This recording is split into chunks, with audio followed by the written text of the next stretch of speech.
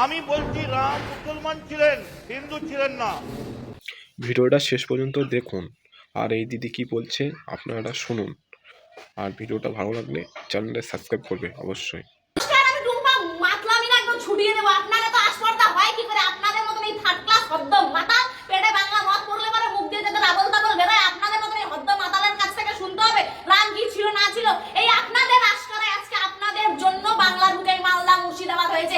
এই যে বাংলাদেশের ঘটনাটা ঘটলো, দুটো কথা বলার ক্ষমতা আছে, দুটো কথা বলতে পেরেছে।